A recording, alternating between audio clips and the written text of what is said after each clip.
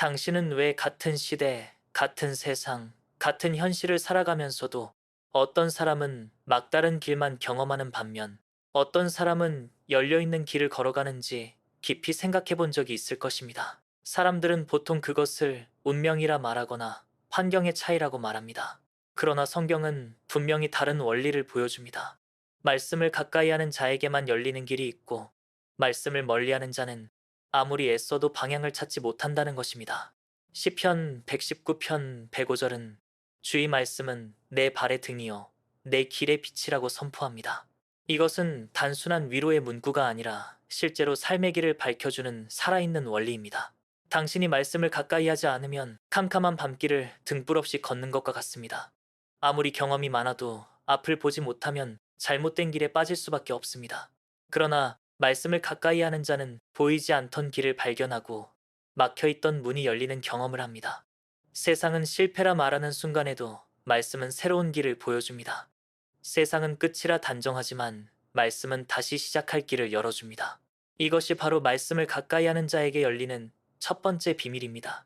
잠언 3장 6절은 너는 범사의 그를 인정하라. 그리하면 네 길을 지도하시리라 말씀합니다.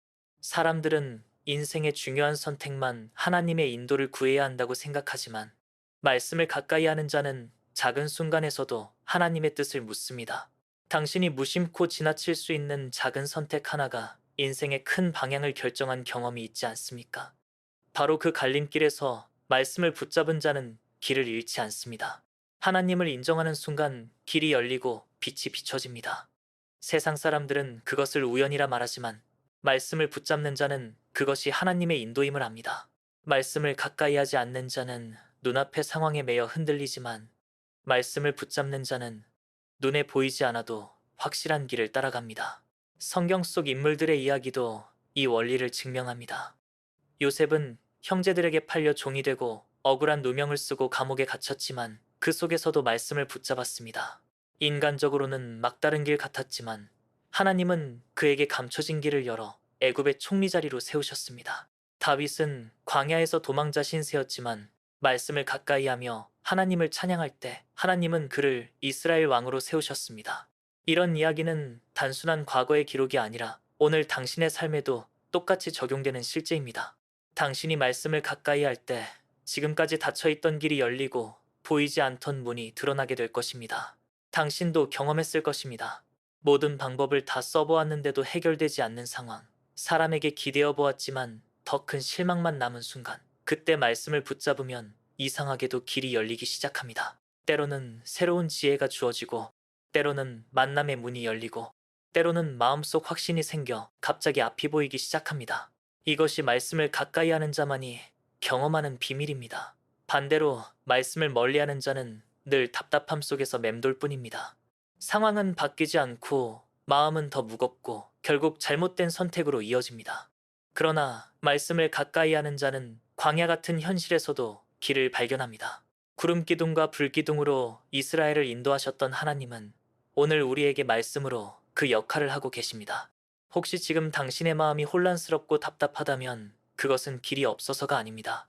하나님이 길을 준비하지 않으셔서도 아닙니다. 당신이 길을 비춰줄 빛을 무시했기 때문입니다. 오늘 당신이 말씀 앞에 서기로 결단한다면 상황은 여전히 같아 보여도 그 속에서 길이 드러날 것입니다. 사람들은 그것을 우연이라고 말할 수 있습니다. 그러나 당신은 알게 될 것입니다. 그것이 하나님의 말씀으로 열린 길이라는 사실을.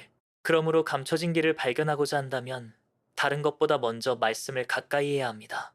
말씀은 당신의 인생을 어둠에서 빛으로 인도할 가장 확실한 열쇠입니다. 지금 당신이 그 말씀을 붙잡는다면 하나님이 예비하신 길 위에 확실히 서게 될 것이며 그 길은 결코 헛되지 않고 반드시 열매 맺는 길이 될 것입니다. 말씀을 가까이 할 때 감춰진 길이 드러나는 것과 동시에 영혼 깊은 곳에서 분별력이 깨어나기 시작합니다. 히브리서 4장 12절은 하나님의 말씀은 살아있고 활력이 있어 좌우의 날선 어떤 검보다 예리하다고 선포합니다. 말씀은 우리의 생각과 마음을 꿰뚫어 무엇이 하나님의 뜻이고 무엇이 단순한 욕망이며 무엇이 사단의 속삭임인지 가려내게 합니다. 이것이 없으면 사람은 수많은 목소리 속에서 길을 잃고 결국 세상의 기준에 끌려갈 수밖에 없습니다. 그러나 말씀을 가까이 하는 자는 눈에 보이는 현상 너머의 진리를 인식합니다. 사람들은 상황을 해석하는 수준에 머물지만 말씀 안에 사는 자는 그 상황에 숨어 있는 영적 본질을 간파합니다. 그래서 혼란스러운 시대 속에서도 중심을 지키며 흔들리지 않습니다. 세상은 끊임없이 속이는 메시지를 내보냅니다. 성공을 위해서는 조금의 불이쯤은 괜찮다고 말하고 감정적인 열정을 하나님의 뜻인 것처럼 포장하기도 합니다. 그러나 말씀을 가까이 하는 자는 그런 거짓된 소리에 속지 않습니다. 요한일서 4장 1절은 모든 영을 다 믿지 말고 하나님께 속한 것인지 분별하라고 말씀합니다. 이 분별력은 지식으로 얻는 것이 아닙니다. 말씀을 가까이 하는 삶 속에서 자라나는 영적 민감함입니다. 그 민감함이 있어야 눈에 보이지 않는 공격을 식별하고 위장된 유혹을 간파하며 결정적인 순간에 하나님의 뜻을 선택할 수 있습니다. 사도 바울은 고린도후서 10장에서 우리의 싸우는 무기는 육신에 속한 것이 아니라 하나님 앞에서 견고한 진을 파하는 강력이라고 말했습니다. 분별력은 이 영적 싸움에서 가장 중요한 무기입니다. 분별력이 없는 사람은 전쟁 중에도 적을 알아보지 못해 결국 패배합니다. 그러나 말씀을 가까이 하는 자는 영혼이 깨어 있어 싸움의 본질을 알아차립니다. 그래서 사람을 원망하는 대신 배후의 영적 세력을 인식하고 순간적인 상황에 흔들리기보다 하나님의 관점으로 해석합니다. 이것이 말씀을 가까이 하는 자가 가진 차별성입니다. 현실 속에서도 이 원리는 선명히 드러납니다. 어떤 이는 순간의 이익을 따라가며 결국 무너지고 또 어떤 이는 당장의 불편을 감수하며 하나님의 뜻을 붙잡아 결국 열매를 맺습니다. 눈앞에서는 어리석어 보이지만 시간이 지나면 진짜 옳았다는 것이 드러납니다. 분별력은 단순히 옳고 그름을 아는 것이 아닙니다. 지금은 옳아 보이는 것과 결국 옳은 것을 구별하고 눈앞의 만족과 영원한 열매를 나누며 즉각적인 편안함과 장기적인 가치를 식별하는 힘입니다. 말씀을 가까이 하는 자만이 이런 깊은 차원의 분별을 할 수 있습니다. 말씀으로 깨어난 분별력이 없는 사람은 반드시 후회할 길을 선택하게 되지만 말씀으로 깨어난 자는 흔들리지 않고 하나님의 뜻을 따라갑니다. 세상의 유행과 목소리는 끊임없이 변합니다. 시대가 바뀌고 가치관이 흔들려도 말씀을 가까이 하는 자는 중심을 잃지 않습니다. 그 이유는 단순합니다. 말씀으로 깨어난 영혼의 분별력이 있기 때문입니다. 지금도 수많은 사람들이 신앙을 말하면서도 실제로는 세상의 가치에 끌려다니며 길을 잃습니다. 그러나 말씀을 가까이 하는 자는 그렇지 않습니다. 말씀 안에서 진리를 보고 거짓된 소리를 분별하며 자신과 가정을 지켜냅니다. 이것이 말씀을 가까이 하는 자에게 열리는 두 번째 비밀입니다. 분별력은 마지막 시대에 반드시 필요한 무기이며 말씀을 가까이 하는 자만이 그 무기를 손에 쥘 수 있습니다. 말씀을 가까이 하는 자에게 열리는 또 하나의 비밀은 보이지 않는 보호가 임한다는 사실입니다. 세상은 겉으로 안전해 보일 수 있으나 실제로는 수많은 위험과 공격으로 가득 차 있습니다. 눈에 보이는 사고나 문제보다 더 무서운 것은 보이지 않는 차원의 공격입니다. 에베소서 6장 12절은 우리의 씨름은 혈과 육에 대한 것이 아니요 정사와 권세와 이 어둠의 세상 주관자들과 하늘에 있는 악의 영들에 대함이라고 선언합니다. 눈으로는 평범해 보이는 일상 속에서도 영적 전쟁은 계속되고 있으며 사람의 힘으로는 결코 이길 수 없는 보이지 않는 공격이 존재합니다. 그러나 말씀을 가까이 하는 자는 그 말씀을 통해 하나님의 보호 아래 거하게 됩니다. 말씀은 단순한 교훈이 아니라 살아있는 방패이자 성벽이며 영혼을 덮는 견고한 보호막이 됩니다. 시편 91편은 지존자의 은밀한 곳에 거하는 자가 전능자의 그늘 아래 거하게 된다고 말합니다. 말씀을 가까이 하는 자는 바로 이 은밀한 곳에 머물게 됩니다.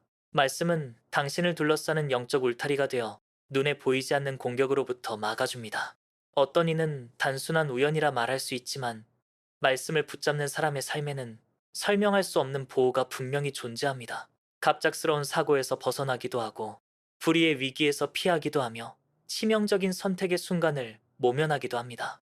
그것은 단순한 본능이나 운이 아니라 말씀을 가까이 하는 자에게 임하는 보이지 않는 보호입니다. 성경의 인물들은 이 사실을 직접 경험했습니다. 다니엘은 사자굴에 던져졌지만 해를 입지 않았습니다. 그의 힘이 아니라 하나님께 붙든 영혼이 말씀 위에 서 있었기 때문입니다. 세 친구 사드락과 메삭과 아벳느고는 풀무불에 던져졌으나 불에 타지 않았습니다.